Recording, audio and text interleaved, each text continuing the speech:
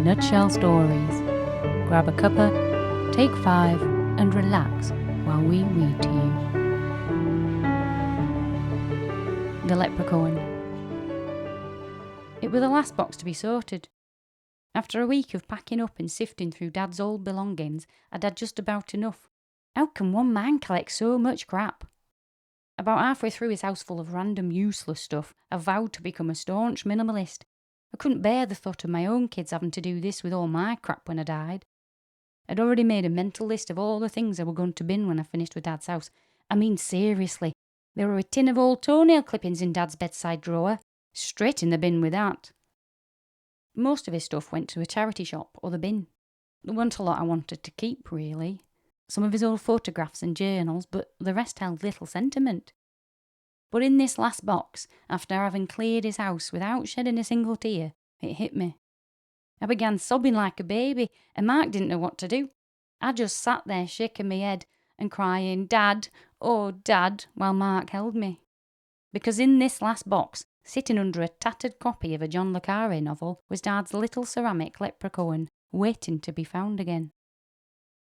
I remember the day he brought that ugly little creature home. He'd been to Dublin for work. He worked all over the world as a photographer, and my most favourite part of him being away was the trinkets he brought back. I had tapped from the far corners of the world, all lined up on the shelf above my bed. Some were absolutely outrageous, like the little Caganet figurine he brought back from Catalonia. Of course, my 8-year-old self thought the figure of a man squatting to take a shit hilarious. But once I was a teenager, the bare-bottomed offender embarrassed me, and it got relegated from the shelf to the bin. This leprechaun, though, I'll give it him back. For luck, I told him, when he had to go in for heart surgery when I were 9. He'd kept it on his hospital bedside the entire time, and told me it was the little green sprite that got him through, and I believed him. I wouldn't take it back after that. I was sure that if I took it back off him, the leprechaun would somehow stop his heart from working. Those silly ways we think as kids. I made him take it with him on all his trips, and it became a little routine when he was packing his kit to leave. "Got lucky?" I'd ask. "Check," he'd say, patting his camera bag. Then he lost it. Couldn't figure out where it went. I thought perhaps he'd left it in one of his hotels, and I was so upset. Dad told me he reckoned the little imp had taken off on its own accord. "Gone to see the world for himself," he said.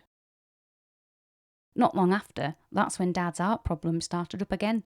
He'd been getting breathless, tiring easily, and had to miss a few work trips. Then the doctors told him he'd reached the end of the line with his old heart, and it was time for a new one. Nearly 3 years he waited for a new heart, and I was so mad at that leprechaun for abandoning us and letting my dad's heart fail. He'd had to give up his job because he couldn't travel, but I didn't mind that so much. I had my dad around through those shaky teen years, my first boyfriend and my first heartbreak. Dad were there for all of it, and I sobbed into his chest when Ricky Parsons went off with Jane Simmons from year 9. "She's not half the girl you are," Dad said. "Ricky's not half the lad you deserve, mind either. Let Jane keep him." I'd laughed and nestled in closer, and I remember just listening to his heart beating slowly and wondering if I could hear its pain, hear its struggle, wondering what failure sounded like. I lay there silent, waiting for his heart to beat, breathing in and out with each pulse, just glad his heart was still going. That night, I opened my window and looked up at the stars, well, the few that I could see beyond the cloggy sky, and I started talking to them, talking to the leprechaun, seeing if maybe he could hear me from where I was. I felt a bit daft. I was only 15 and self-conscious at the best of times, but this was serious business.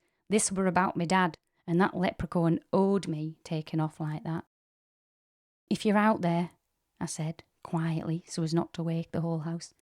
"If you're out there, do you think you could look after my dad's heart? Or at least find him a new one?" It must have been a few weeks after that he got the call. They'd found him a heart. The funniest part was when we wrote the donor's family a letter to say thank you. We didn't know who it was, but the one thing we were told was that the fella who died was Irish. Can you believe it? That lucky leprechaun was still up to his old tricks. I never did tell us all about my little nighttime prayer, if that's what it was. But that Irish heart kept Dad strong for years. and soon he was back to his normal life, though he didn't travel so much. He walked me down the aisle, held his first grandchild, then his second. We all but forgot he'd ever had any issues with his heart, and all thought of the little green man faded with his scars. The last I'd thought of the leprechaun was on the day I moved out to go to uni. I hugged Dad so hard and wouldn't let go. My ear was pressed into his chest, and I could hear the strong, steady beat of the Irish heart, and I wondered if that little imp was off helping some other dad, protecting another heart.